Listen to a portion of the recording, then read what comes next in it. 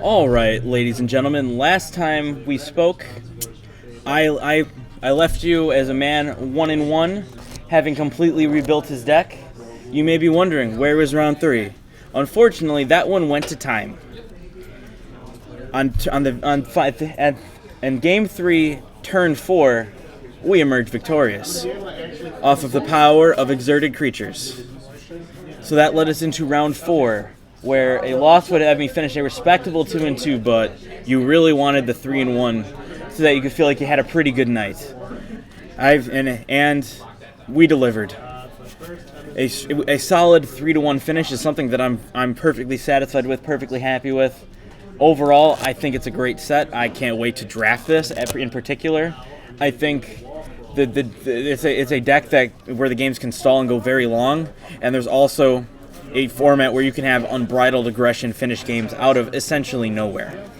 So at this point, let's talk more about the deck I finished with, the deck I used for the final unchanged for the final 3 rounds, and sort of talk about the cards that I liked, the cards I think performed very well, and the cards that I think, frankly, you might be passing over for better things in a draft scenario. Because as it's well known, you're generally expecting your draft decks to be a lot more powerful, because as opposed to being able to take the best part of 6 packs, you can take the best parts of 3 packs times 8 people is 24 packs. So that's pretty sweet. So let's begin. So the first card that we're talking here is the Heartpiercer Manticore. This is a card that I think isn't going to ever reach its full potential in draft, because the way this works is, to those who aren't familiar, the way the text reads: when Heartpiercer Manticore enters the battlefield, you may sacrifice another creature. When you do, Heartpiercer Manticore deals damage equal to that creature's power to target creature or player. So this card sounds pretty simple, and it's not. So let's talk about that for a second. So the way it works is the creature enters the battlefield and the trigger goes on the stack. It targets a creature of yours and a creature of your opponent's, and then your opponent can respond. And then once you respond, you can choose when the trigger resolves whether to sacrifice the creature or not. So if, for example, your opponent makes their creature a way that it can't be targeted or won't die or won't do what you want it to do, you just don't sacrifice your creature. This is played very similar to the card Wasteland Strangler from Battle of Zendikar. It's the same exact situation where you pick the targets, and if your opponent responds in a way where you don't want to do it anymore, then you just pass, say I don't want to do it, and it goes on. Overall, it's very powerful. Like, I never really got the stars to align in my matches, but if you've got a big exerted creature that's not going to be doing something for a couple turns, being able to untap it and have that damage go to the face could be a really strong finisher, and could be finishing moments from 5 or 6 or even higher life totals, depending. So that card I think is definitely one you're going to keep an eye on. It's going to be a rare. I think this one is going to be a rare that goes highly in a lot of packs. Its double red cost definitely kind of guides you into red, and this isn't a card you can splash, but it's very good. And even furthermore, you can embalm. So even after you do it, if you get and you remove a great creature, you're then going to be able to bring them back for an encore performance, and I think it's going to be great. So I'm a big fan of this card. I can't wait to play with them some more. Next card was Renewed Faith. So for 2 and a white, you can add an instant, gain 6 life. But for 1 and a white, you can cycle it, get a new card, and gain 2 life.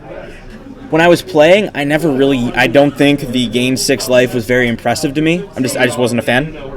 But the cycling, I think, did a lot of work. Like for two mana, especially in white, because remember, card draw in white is super hard to combine. It's something you're very enthusiastic about.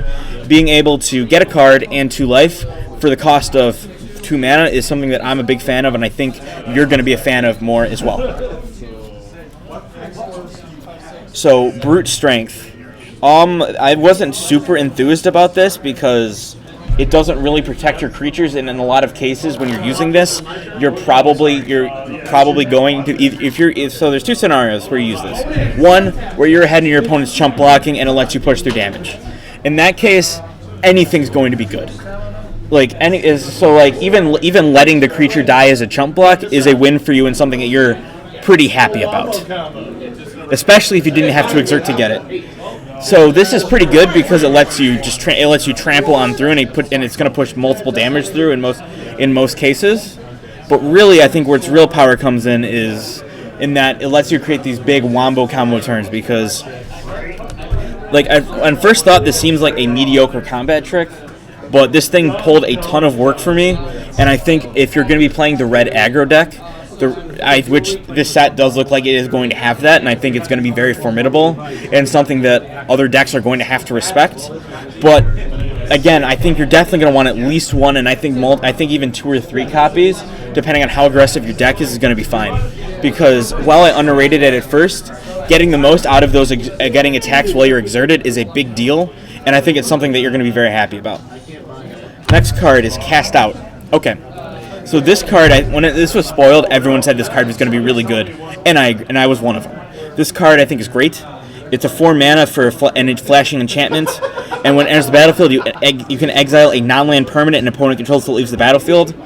So first off, when I first saw this, I thought of its constructed implications, because non-land permanents means planeswalkers. So your opponent plays that big, scary Gideon, that big, scary Lily, that big, scary Nissa, whatever you want. Even a Sorin, we're not discriminatory here. It's gone. And right now, especially in Standard, people aren't packing Enchantment Hate out of their sideboards. And that removal is really only in green and white. So that's something that you're going to be pretty happy about. And so I think this card is great. The fact that it cycles is even better if you really need a different card. It's big and it helps. So like I said, I think this card is great. I think it has really big constructed implications. But really, I really think that it's also going to be very good in draft. And I think it's something you're going to be happy to draft and you're going to take highly because it's top tier removal. Because the set really doesn't remove enchantments well. I just don't think it's a thing. So the next card is Okketra's Monument. So for 3, you get a legendary artifact. It makes your white creature spells cost 1 less to cast. And whenever you cast a creature spell, you create a 1/1 white warrior token with vigilance. This card was sick. When I looked at these, I thought they were great. I think the monuments are very strong, and that hasn't changed my mind. The 1 less matters more than you would think. Especially, you probably knew that was pretty crucial, and you were perfectly fine paying 3 for that. And then the warrior tokens add up in a big way. It gums up the board. It makes it hard for your opponent to attack through, especially because if it opens you up to swing back. And so the way they work is they swing with their stuff, you chump with your warriors, and then you deal a bunch of damage to them on the backswing. And so that's something that really muddies combat for them in a lot of ways. And I think it's something that you're going to be very much happy about dealing with. So I think these are great. I think the rest of them are great. I think the effects are varied. But like overall, I think Okketra's, I think it's got to be one of the stronger ones, and it definitely did some stuff for me. Manticore the Gauntlet. So for 4 and a red, you get a 5/4 that when it enters, it puts a -1/-1 counter on a creature you control. And then the creature deals 3 damage to target opponent. This card I think is only okay. Like the -1/-1 counter is more debilitating than you think, because for example, paying 5 for a 4/3 is pretty mediocre. There are some situations where it's good if you have a creature that you don't care if it dies, particularly if it has Embalm, and that you're able to kill it off that way. And then bolting your opponent is relevant because it is late game reach. Like if you're playing an aggressive deck and you get to the point where you're not sure you're gonna be able to attack very often, but you got your opponent to a low life total, that can make a difference. Although I think there's a lot of ways to get around this in this set, so I'm not 100% sold on that as an option. But again, I think this is going to be in draft. This will be a mid-pack pick. I think you're pretty much always going to play it in an aggressive red deck, and I think you're going to be okay with it. But again, I don't think it's top tier. What's the deal? Like Sacred Cat, 1/1s for 1 in draft do not have a good history. They're just not good. Like the entire point is that they just sort of die and they don't do anything. But the fact that you get lifelink and you get Embalm means this thing comes back. It's a double chump block. It gains you 2 life. It's a turn 1 play if you have it. Like I think if you're in white, you're gonna want I think you're gonna want 1 in your decks. I don't think this is something you're ever gonna want multiples of because it just doesn't do much by itself. But again, a 1/1 lifelinker that in 2 bodies is not bad. I think it's something you're okay with. So the next card is Onward to Victory. So the first half of Onward is really why you'd play this card, and it's pretty good. is that for 2 in a red, you're going to give at instant speed, give a target creature plus X plus 0 until end of turn will X is their power. And this is pretty great. In the aggressive red decks, if they exist, you're just going to be able to juice up your team. Like, so if you attack with a bunch of dudes, and they don't block, you're going to get to a point where it becomes rough because if they let something through and it's like let's say they let a 3/3 through and that takes 6 damage with this card, that's a beating that's going to be hard. Because remember, that's a third of their life total. And then also a situation where I had a 3/3 flyer that went blocked. But here's what happened. So, it was a 4/4 flyer, and then what happened? I brute strength and make it a 7/5, and then I cast Onward on it as well to turn it into a 14/5 trampling flyer, which is a terrible beating. It ended the game on the spot because, of course, it did. And I think just for that reason alone, I definitely think this is something you're going to consider picking, but only if you're in Boros red-white. Because the second half can be useful because if you're in white, you are going to have some natural evasion because white does have some flyers in this set. So if you take your flyers and give one of them double strike, that's pretty good, especially because it wasn't a card. And so you're pretty happy about that, and I think that's something you're going to be fine playing. So I think the first half is really why you're going to take that card. But like I said, I do think the second half you will find a use for it if the game goes long enough. Next card is Emberhorn Minotaur. So this is a 4/3 for 4, which you're okay with. You're not super happy about getting it in your deck, but really you're buying it for the exert trigger. Because when you exert it, it gets +1/+1 and gets menace till end of turn. A 5/4 menace in this format is really big. Like there's going to be a lot of I've multiple times casting this card and exerting it led to a double chump. And you 2 for 1 on that and having your creature live is phenomenal and something you're super happy about. 100% like this card a lot. And I think you're going to get multiple of these in an aggressive red deck because it is a common. So if you're the one on the aggressive red deck, you're going to be pretty happy about it. All right, Cradle of the Accursed. This one is interesting because on its core, I don't think it's that great. So you can tap it for colorless, or you can pay 3 and sack it to get a 2/2 black zombie. Like, I think 3 for a 2/2 zombie is not great, especially because you have to sack a different land, so it really costs you 4 mana. But there's 2 things. One, it's something to do with your mana if the game goes long enough, which is great. You're definitely happy to have that because in a lot of cases, you're going to top deck a land, and you're going to you're going to be out of gas. You're going to top deck a land, and you're going to be grateful to have something to do with your mana. And so I think, and also because you can draft it, if there's nothing else you'd play. And it's gonna help your deck out because it takes the place of a land, and it works that way. And I think it's pretty great. Sacred Cat, I played 2 here in draft. I don't think you're ever gonna want to. It's a good card. I don't think it's that good. All right, so next card, Pursue Glory. For 3 in a red, you can give attacking creatures +2/+0 until end of turn. I mean, it's kind of overcosted for what it does. Like, used for only +2/+0 at instant speed, that's semi-mediocre. You're not too excited about it, but again, you're okay with it. But the thing is, this is really good when you exert all your creatures. So, like, if you're already giving your creatures +1/+1, giving an additional +2 at +2 after blocks will lead to a lot of blowouts. Like, because in a lot of cases, you'll swing with the team knowing that you're going to lose your little guy to their big guy. Being able to potentially pump that up and make that a trade is super powerful, and it's something that I don't think you should write off. This card is cycling, but I don't ever see you cycling this once you have the mana to cast it. I think in every situation you're going to want this. You're going to want to swing through with the team, pump up the team after blocks, and surprise your opponents. I really only see this if you're getting color screwed or mana screwed. To cycling this because it's just that good otherwise. Jeru's Resolve. For one white, you can untap target creature and prevent all damage that would be dealt with this turn. If you're running an exert deck like this deck was, it's great.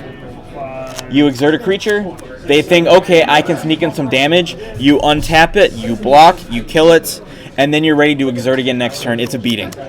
If you don't want that, and there are a couple situations where you'd want to do that, and then you can do that, and that's fine. You can cycle it for two generic mana. But like I said, I think it's pretty good. I think you're gonna like to have it. The next card, Battlefield Scavenger. So this is a red bear that can be exerted, and whenever you exert, you get to rummage, which is you discard and then draw. This card, I mean, it's a 2/2 for 2. You're going to play these in your deck. It has upside. It's in the late game, I suppose it's fine. You're probably never going to be exerting this for the rummage in that case, but if you top deck a land, you're going to be perfectly happy exerting one of your exert creatures, pitching the land, getting a new card, and hopefully drawing something better. Like, I think this is something you're going to pick relatively highly if you're in red in pack 2 and 3. And really, I definitely think that this is a card you're always going to play when you draft. I don't see a lot of red decks passing up 2-drops in this format. So, Supply Caravan. For 4 and a white, a 3/5 is pretty mediocre. Not a big fan. But the fact of the matter is that you can bring a 1/1 warrior with it is a big difference. There are several Anthem effects in these colors. Being able to Anthem up the Vigilance token and make it a 2/2 makes things a lot tougher. Like, I think this card's fine. I think you're going to play it. I think it's something that a lot of white decks are going to want one. They're definitely going to be happy to play it. And it works. It plays really well with Exert because you can go on your big attack, exert everything, and then use your mana to make that attack really good. And then on the next turn, while your creatures are still tapped from being exerted, you can play Caravan and get the value out of it. Because getting a 3/5 and a 1/1 for 5 mana is a good deal and something you're happy about. Next card, Thresher Lizard. So this is a 3/2 for 2 and red. It gets +1/+2, so it becomes a 4/4 as long as you have 1 or fewer cards in hands, as those in the business are calling Hackbent. I mean, a 3/2 for 3 is okay. I mean, I don't think it's anything special. It's definitely something you're going to take later in the pack and be pretty happy about. You're going to be fine with it. Because if you do get it to being a 4/4, it's real good. It's great value, and it's a creature. It's a body that comes along for the ride and can exert for value. So I think you're going to be okay with that. Tog Crop Elite. This is a 2/2 flyer for 3 and a white, so 4, which is pretty not great. I'm not really that happy about playing this card, but the fact that it exerts to Anthem your team is a big deal, which includes itself. So really, you can swing for 3 in the air every other turn, which is fine. But the fact that it pumps up your entire team is great, and it's definitely something you're going to want in your white decks, whether you're trying to be aggressive or not. Sparring Mummy. So for 3 and a white, you get a 3/3 that when it enters the battlefield untaps a creature. I mean, this card is good. You're going to be a fan of it because it works on your exert creatures. So the way it works is that you play a 3-drop. You play an exert creature on turn 3. Turn 4 you swing and exert it. Then you play that. You play the Mummy. You untap it. Then you're ready to do it again. This card, and then I'm definitely a fan. I think you're definitely going to play it. You definitely want one in your decks. It depends. If you're really heavy in exert, you might want more. But again, it's good. You like it. You're going to play it. Next one, Gust Walker. So this is another 2/2 for 2 that gets better when it exerts. So it exerts to get +1/+1 in flying. So you're going to draft this card pretty highly, I think, in white. And when you do, it gives you. It's going to attack as a 3/3 flyer every other turn. So early on, you're going to get in for a damage. You're going to attack in with it a couple times, get some hits in, and then when it's no longer safe for him to attack, you exert it. You swing through in the air. They can't block it. They take 3 damage, and it's a good time, and it's something that you're a fan of. At least I'm very much a fan of it. I think you're going to draft it. There's the Cartouche of Zeal. I think it's okay. Like the fact that it gives something haste. So if you have an extra red bouncer and after you cast like a creature, particularly one of your big exert guys, you're gonna play that. You're gonna give it haste. You're gonna be able to lock something down from blocking, and then you're gonna swing through and exert probably, and then you're gonna have a good time with that. I think the cartouches in general are gonna be things you're gonna be very, very, very glad to have in your decks. So I would recommend. I do think you're going to want to pick the relevant ones up in your color once your colors are solidified in the draft. So maybe by the beginning to the middle of the second pack, I think is when you're going to actively start hunting those cartouches, because I do think you're going to want all of them in your deck in some capacity, depending. So the next card is Vizier of Remedies. So this one was a 2/1 for 1 and a white. That if one or more -1/-1 counters is put on a creature you control, that many -1 counters -1 are put on it instead. I don't think it's that great in this format. I didn't really see a lot of -1/-1 counters bouncing around. Whether that's true or not, I can't tell you. But in my experience, it didn't happen. So I think this is going to be a sideboard card at best. In draft, you're really not taking this highly.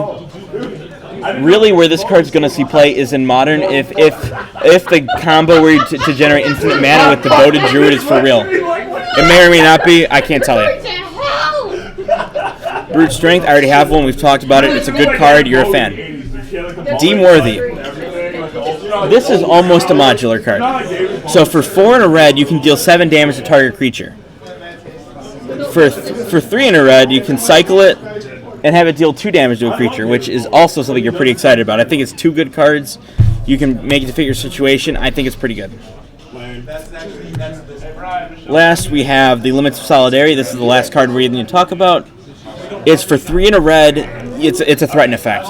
They print this card every set. And with slight variations, for 3 and a red, you take a creature, you untap it, you give it haste.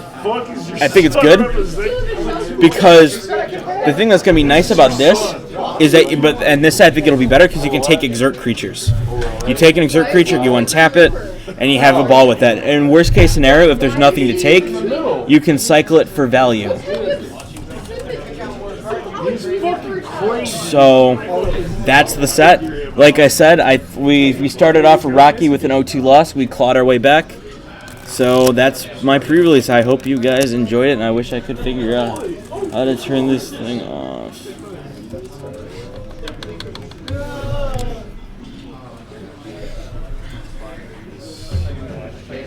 All right, it's my turn now. Go for it. All right, so we got Matt A talking about this commentating, man. I'm getting tired of this commentating over here, man. Professional, man. Got these dudes on here looking like a hobby or something, man. Yep. I'm commentating on the commentating.